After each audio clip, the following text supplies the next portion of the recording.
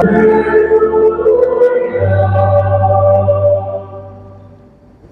Lord be with you.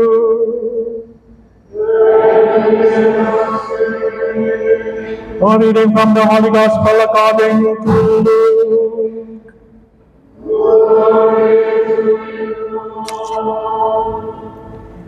Jesus said to his disciples, "To you who hear I say, love your enemies, do good to those who hate you, bless those who curse you, pray for those who mistreat you. To the person who strikes you on one cheek, offer the others one as well. And from the person who takes your cloak, do not withhold even your tunic. Give to everyone who asks of you, and from the one who takes what is yours, do not demand it back. Do to others as you would have them do to you. For if you love those who love you, what credit is that to you? Even sinners love those who love them. And if you do good to those who do good to you, what credit is that to you? Even sinners do the same. If you lend money to those from whom you expect repayment, what credit is that to you? Even sinners lend to sinners and get back the same amount. But rather, love your enemies and do good to them, and lend expecting nothing back. Then your reward will be great, and you will be children of the Most High, for He Himself is kind to ungrateful and the wicked. Be merciful, just as your Father is merciful. Stop judging, and you will not be judged. Stop condemning, and you will not be condemned. Forgive, and you will be forgiven. Give, and give will be given to you. And good measures, packed together, shaken down, and overflowing, will be poured into your lap. For the measure with which you measure will in return be measured out to you." The Gospel of the Lord.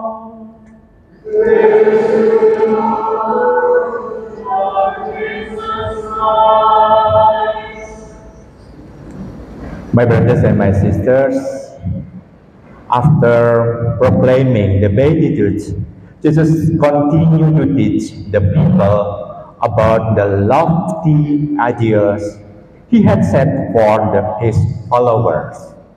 Although, at the first glance that Jesus taught, love your enemies and stop judging, may seem contrary to our human instinct.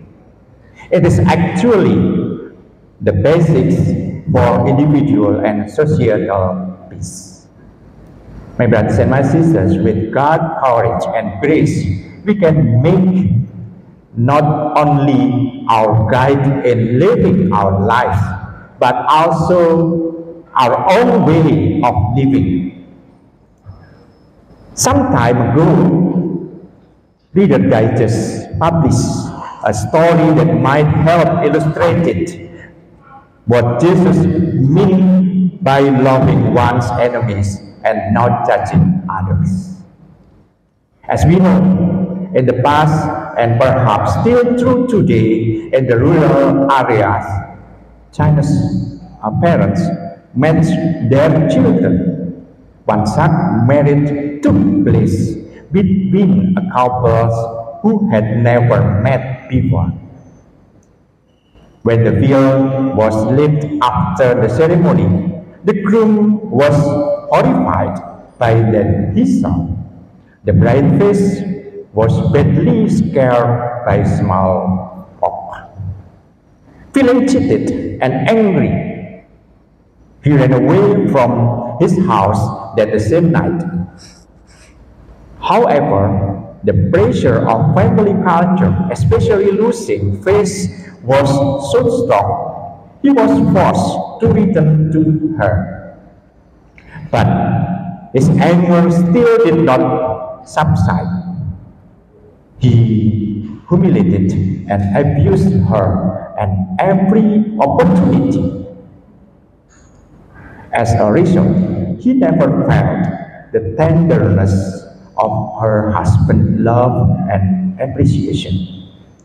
But she served him loyally and lived only for him. As they grew older, the man became blind. To regain his sight, he needed a corneal transplant.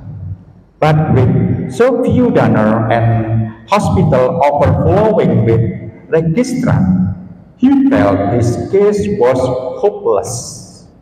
But one day he was asked to go to the hospital because the donor had been found. The operation was a success.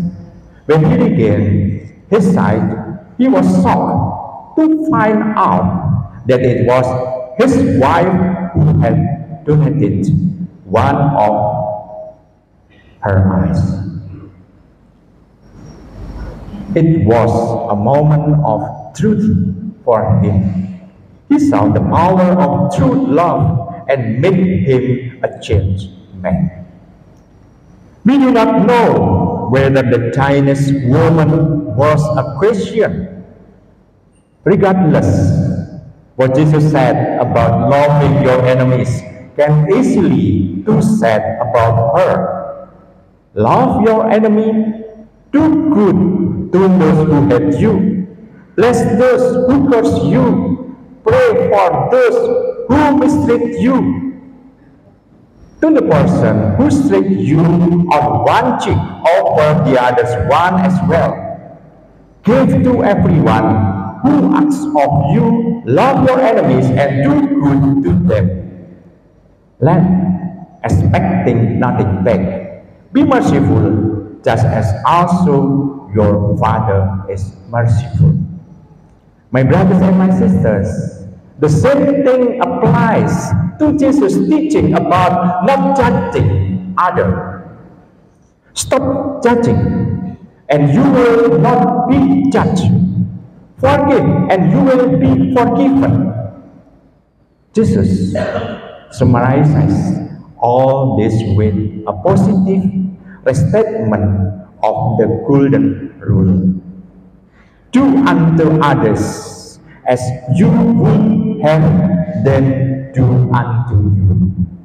And if anyone does everything that Jesus taught, then your reward will be great, and you will be children of the Most High. For He Himself is kind to ungrateful and the wicked. Humanly speaking, the young wife, having suffered all kinds of crimes for her husband, could easily leave her husband and return to her parents' house. And when her husband was blind, she could easily tell himself, finally, his evil ways have caught up with him. But no, she didn't repay evil for evil. Instead, she made one more sacrifice. She gave up one of her corneas so he could see again.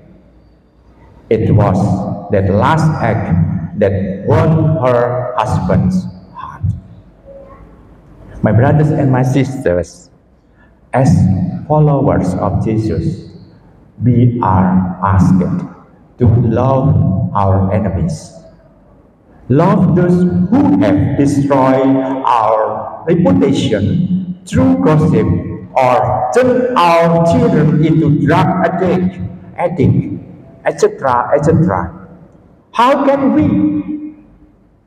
But Jesus says we must do it. Moreover, he asks us not only to love them, but also do good to them. That last point as the key to turning around a difficult situation. If we return evil for evil, violence for violence, the result will be an endless cycle of crime and violence. Therefore, a risk must be taken to reserve this cycle. Do good to our enemies. This is what Jesus strove to do throughout his life. He offered love first, even though he knew that it would not be reciprocated to any mission. Ultimately, this cost him his life on the cross. However, the cross is a sign and reality of God's reconciliation with humans. What happened next? Sinful humanity realized that love creates its own reality, that love becomes its own force for good, that love sincerely given can touch the deepest deep of the loveless and rekindle the dying embers of love. This allowed him, although at the first with great hesitation, to return love for love. This is what we see happening to a husband who lacked affection as the result of his wife's constant affection for him. This is what Jesus asked of us, so that we remain his true disciples. Amen.